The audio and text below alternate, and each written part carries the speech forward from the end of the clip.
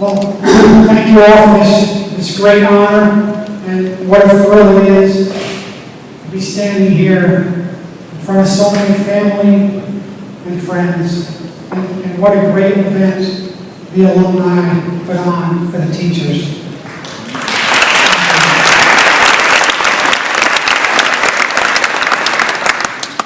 I want to thank my family for coming. A couple of tables over there. We won't stand up, but I hope you have the opportunity to visit with them before you leave. I think they're the best family in the world. I need to say a couple of special thanks. My brother Steve doesn't realize that he actually turned me into a teacher. I went to meet him for lunch back in 1981. And while standing in the lobby of his law firm, I had a front row seat to the corporate life, the hustle and the bustle. And it was at that point that I decided to be a physical education teacher. And I returned to William there in my junior year, and that's when I started my phys ed coursework. Of course, Steve sometimes says he wishes he was a coach. And I wish I had his paycheck, so I want to thank my mom. I always think that when I'm long gone, if people think of Mike Schneider, that they'll think he was a real nice guy, a real mensch. And I know I got this from my mom, who's one of the nicest people that I know. Thanks, Mom.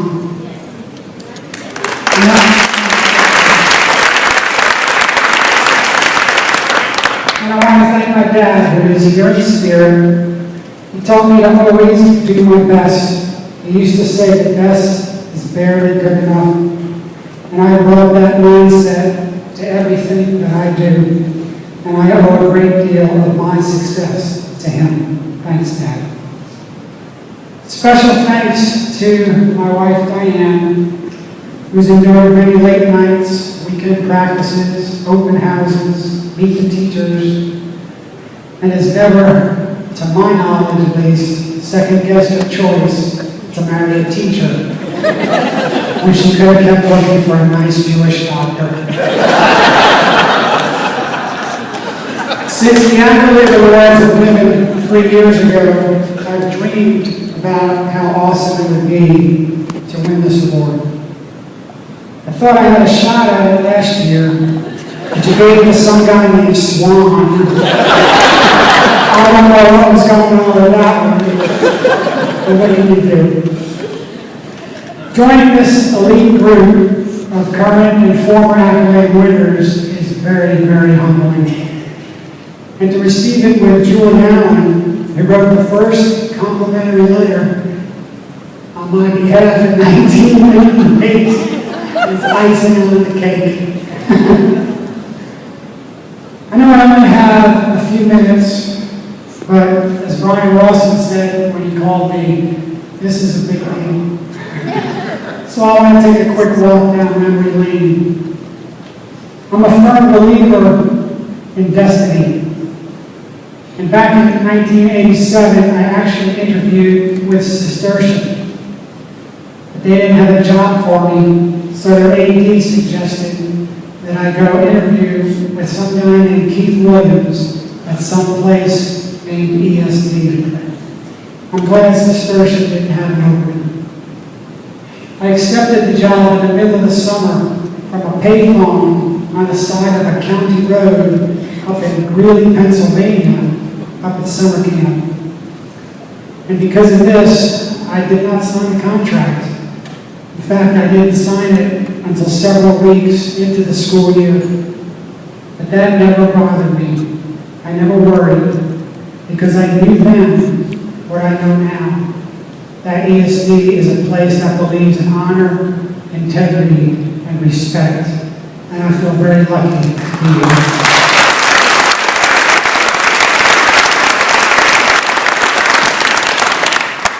I remember my first day of in-service. Coach Williams told me to watch out for some guy named John Moppin who would try to convert me. When I went into my first date service meeting, I took the first empty seat I saw, and lo and behold, it was next to John Mountain. John never did try to convert me, but we developed a very special friendship. And John, if I had to pick a teacher who inspired me, it would be you.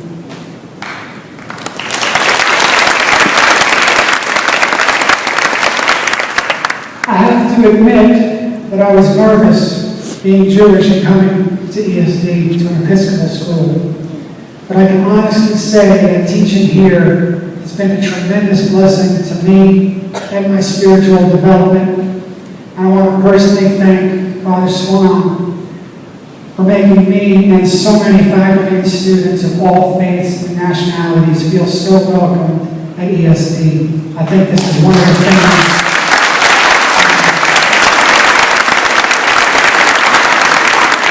It's one of the things that makes this such a magical place. I've always enjoyed what I consider to be a unique relationship with Father Swan. Perhaps it was because I have sat little Stephen, or maybe because I beat him in racquetball. And although I was always a little afraid of him, I felt we had mutual respect for each other that enabled us to enjoy some good-natured living. And my favorite story is the time that I went to his office to show him a presentation, and he insisted that I use this brand new remote that he had, a really cool new remote. We could not get it to work. And I finally picked up the old remote, and bingo, the TV went right on. And I turned to Father Swan and I said, sometimes the old is better than the new.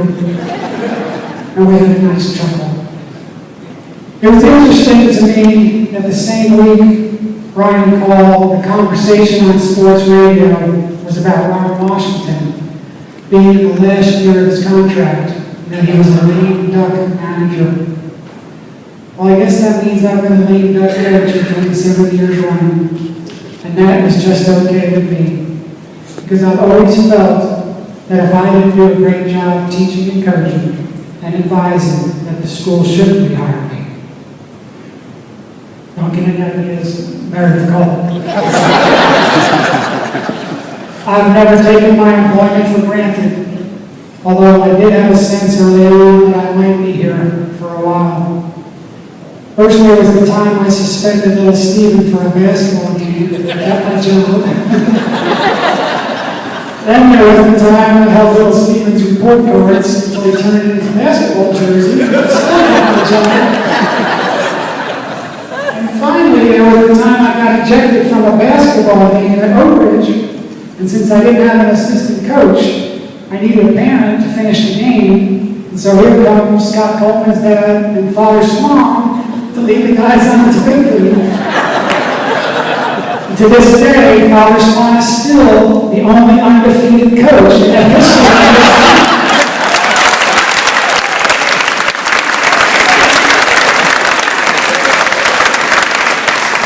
So the next day, Father Swan came down to my office, and I thought, surely this is the end.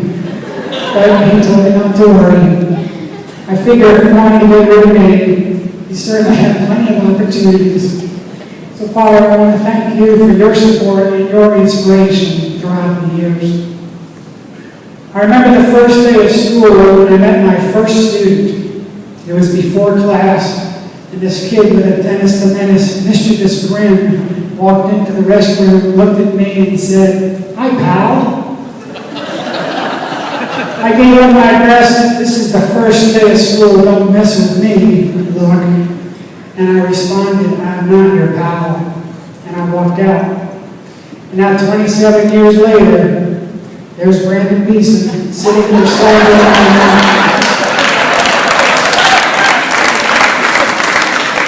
The first team I coached here was the boys' middle school basketball team, a team that included little Stephen, Jimmy Archie, and Brandon. I ran practices like a drill sergeant, but these guys proved that working hard and having fun are not mutually exclusive, and sports should always be fun. Those guys had each other's backs then, and they've got each other's backs now. But I've had the privilege of teaching and coaching a lot of exceptional kids here, and they've all influenced me. That's why I've kept every scorebook and every grade book, because every student is a part of who I am. And it wasn't easy selecting one to introduce me. I thought of Chris Ayers. When you don't teach or coach a student, yet he lets you know how much you have influenced him. It reminds you of the incredible impact teachers have on students, not just in front of the classroom or on the sidelines, but just by walking through the halls. And I knew that I always had to walk the walk. I thought of Jimmy Archie. When you see a player struggling to breathe because of his asthma, and he asked me to toss him his inhaler from the bench during a foul shot so he wouldn't have to come out of the game, I knew that I had to bring the same intensity and commitment to practice each day. I thought of Jamie Baldwin, who gave me everything she had on the basketball court, the field hockey field, the softball field, and she gave me the coolest gift, a compass that says, "Coach, thanks for showing me the way." Jamie, your efforts inspired me to be the best that I could be. And then there was Jen. And she already mentioned the 1997 banquet, so I don't have to rehash all of that. But I do remember telling her that I wouldn't remember her stats, but that I would remember the tears after her last game of softball. Tears that told me how much fun she had playing softball for me. A few years later, at a coaching conference, the Duke University sports psychologist asked me how to define a successful season. I thought of Jen and those tears, and I knew that the wins and the losses did matter. That when the kids are sad to see a season end, then the season was a success. Jen, thanks for reminding me of some of life's lessons. Never give up on anyone. Accept people as they are. Keep plugging away. And when you give of yourself, you receive tenfold in return. I was once asked by a teacher how it lasted so long at ASD. I know most of you know that I've won over 500 games here at ASD, but if you're really paying attention, you'll know that I've lost more. But how have I lasted so long? I think the answer is simple. Put the kids first. Teaching and coaching is not about me, it's about the kids. And having these very kids, who are now alums, bestow this award upon me validates that I've done it the way it's supposed to be done, and it makes it so much more meaningful. There are some days when things get tough. We all have those days. But I just look up at my bookshelf at this little montage that Jen gave me, and that inspires me to get back out there and try and make a difference. So I want to thank Jen and all of the alums and all of the teachers for inspiring me for this incredible award. Thank you very much.